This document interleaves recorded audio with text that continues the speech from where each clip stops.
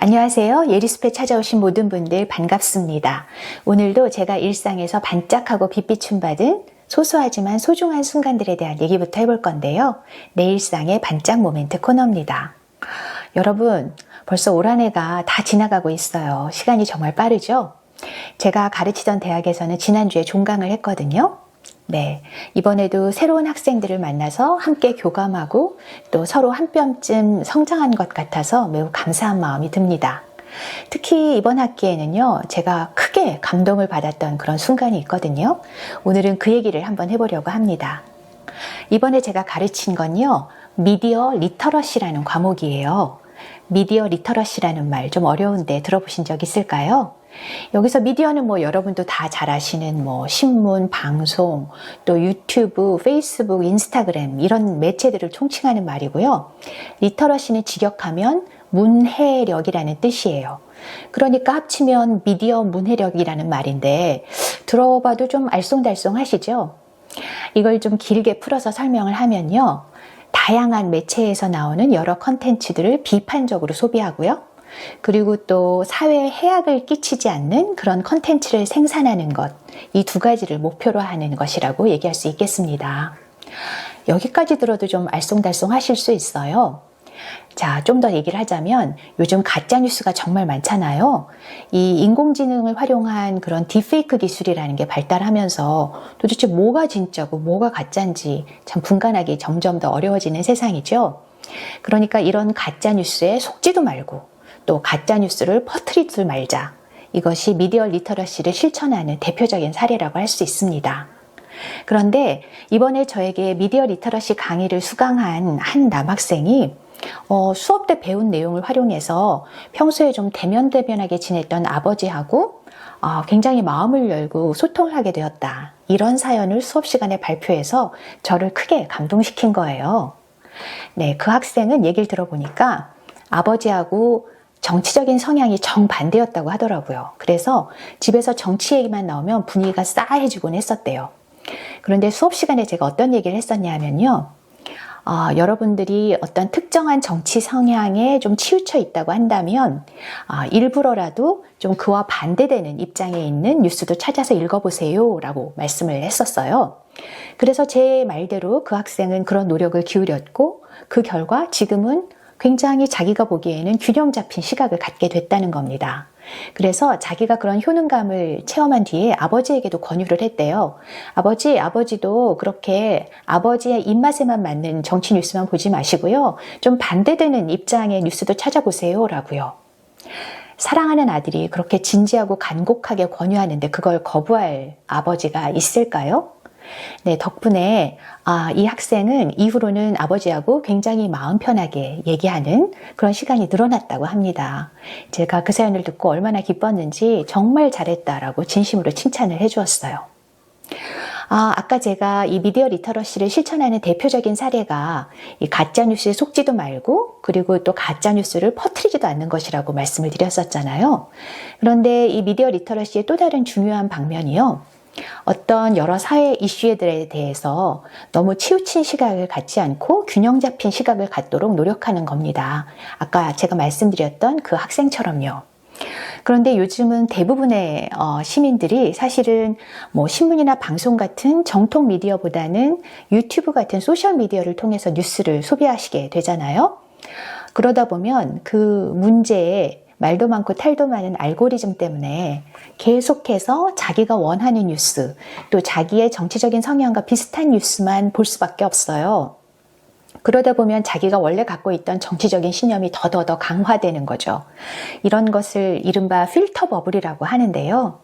제가 수업 시간에 학생들한테 그런 얘기를 했었어요. 이 필터 버블을 깨트릴 수 있는 자신만의 버블 버스터스를 개발해 보라고요. 예를 들면 진보적인 학생이라고 한다면 일부러 좀 보수적인 성향의 그런 매체를 찾아서 읽어보고요. 또 반대로 보수적인 성향의 학생이라면 진보적인 그런 색채를 가진 뉴스를 찾아보고요. 네, 그렇게 하다 보면 아무래도 그 중간에서 균형 잡힌 그런 시각을 가질 수 있다는 얘기인 거죠.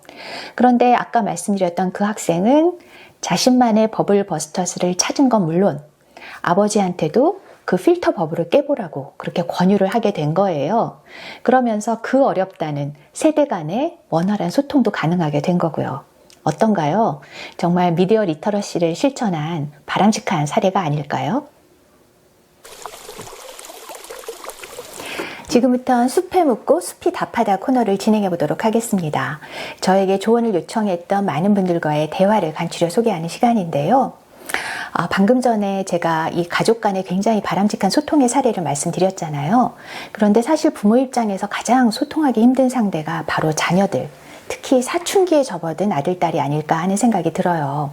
제 주변에도 그런 분들이 정말 많거든요. 저 역시 그런 비슷한 경험을 했습니다. 제가 사춘기였을 때 딸이랑 얘기하는 게 얼마나 힘들었던지 그 경험담만 모아서 책을 한 권 썼을 정도예요. 책 제목이 뭐냐면요. 방문 잠그는 우리 아이 마음문 열기였어요. 네, 이런 비슷한 경험을 하신 분들이 워낙 많아서 그런지 제목만 봐도 무슨 얘기인지 알겠어 라고 공감을 하시더라고요. 네, 그런데 얼마 전에 제 후배 중에 한 명이 또 그 비슷한 고민을 저에게 털어놓는 거예요. 아들이 초등학교 고학년이 되었는데 아무래도 사춘기인 것 같대요. 부모가 뭐라고 얘기하는 걸 귓등으로 흘려듣고요. 또 뭐 좋다는 건지 싫다는 건지 통 속을 내비치질 않는데요. 그래서 엄마 아빠가 속에 열불이 나서 뭐라고 한마디를 할라 치면은 자기 방문 확 닫고 들어가서 코빼기도 안 내비친다는 거죠. 어떤 상황인지 저도 비슷한 일들을 겪어봤기 때문에 확 이해가 되더라고요. 그래서 그 후배한테 제가 아까 말씀드렸던 그 책에 썼던 사춘기 자녀와의 소통법 몇 가지를 제가 알려주었습니다. 첫 번째로는요. 직접 말로 하는 것보다는 넛쥐로 풀어보라고 얘기를 했어요. 여러분 넛쥐가 이렇게 팔꿈치로 쿡쿡 찌르는 걸 말하잖아요. 그리고 굉장히 오래전에 베스트셀러가 됐던 책 제목이기도 합니다. 그 행동경제학자인 리처드 탈러하고 캐스 선스타인이라는 법학자가 같이 저술한 책인데요. 그 책에 보면 굉장히 유명한 넛쥐의 사례가 나와요. 암스테르담 스키폴 공항에 있는 남자 화장실에 소변기가 있는데 그 안에 파리 그림이 그려져 있다고 하네요. 네. 소변을 튀지 않게 잘 보십시오 라고 이렇게 직접적으로 경고 문구를 써놓는 대신에 그 예상 낙하 지점에다가 파리를 그려 넣으니까 사람들이 그 파리를 맞추려고 집중하면서 이 변기를 훨씬 청결하게 관리하게 됐다는 거죠. 어떤가요? 이 얘기를 들으시니까 넛쥐가 그런 거구나 라고 생각이 드시죠? 그러면 이 넛쥐를 자녀와의 대화에는 어떻게 활용할 수 있을까요? 네, 저는요 주로 책을 도구로 활용했습니다. 제가 지난번에 말씀드린 적 있잖아요. 우리 딸을 제가 서점에 자주 데리고 다니면서 책 좋아하는 아이로 키웠다고요. 그래서 우리 집에서는 넛쥐를 하는 도구로 책을 쓸 수 있었던 거죠. 예를 들어서 딸한테 공부 좀 열심히 해 라고 잔소리하는 대신에 저는 어떻게 했느냐 하면은 자기주도 학습을 열심히 해서 하버드 대학에 진학하는 데 성공한 한눈에 척 봐도 너무 멋있는 언니가 쓴 에세이집을 제 책상에 이렇게 살짝 올려놓았어요. 딸 책상이 아니라 제 책상에 올려두는 게 중요합니다.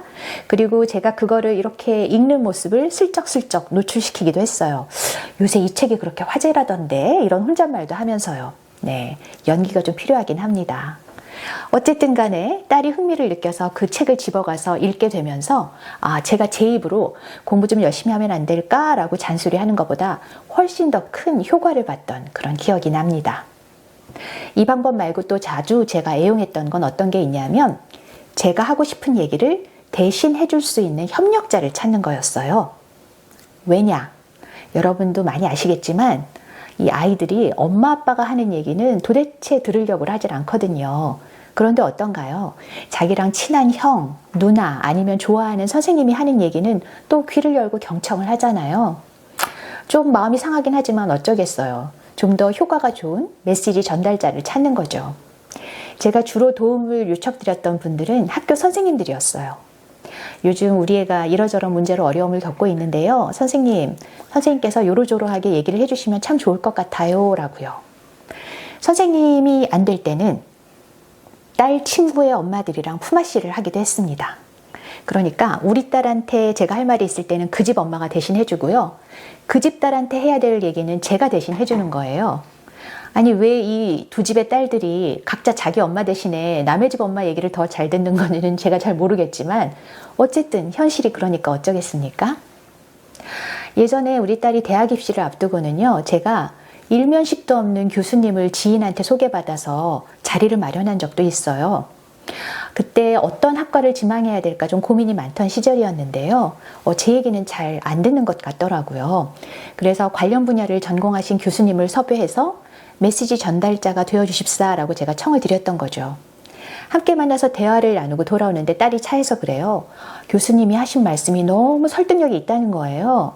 그런데 그때 그 교수님이 하신 말씀이 평소 제가 하던 얘기랑 뭐 내용이 크게 다르지 않았거든요. 그래서 제가 참지 못하고 슬쩍 말을 해봤죠. 그런데 엄마도 그런 얘기 많이 하지 않았니? 라고요. 그랬더니 우리 딸이 뭐라냐고냐면 엄마가 한 얘기는 엄마가 한 얘기고 교수님이 말씀하시면 좀 다르지 라고 말을 하는 거예요. 여러분, 그렇다고 합니다. 네. 하지만 다행히 성인이 된 우리 딸은 이제 엄마 말도 잘 들어주고요. 그리고 엄마 얘기에 신뢰도 보내줍니다. 그러니까 여러분, 이 질풍노도의 사춘기 시절만 눈 딱 감고 견뎌보시면 어떨까요?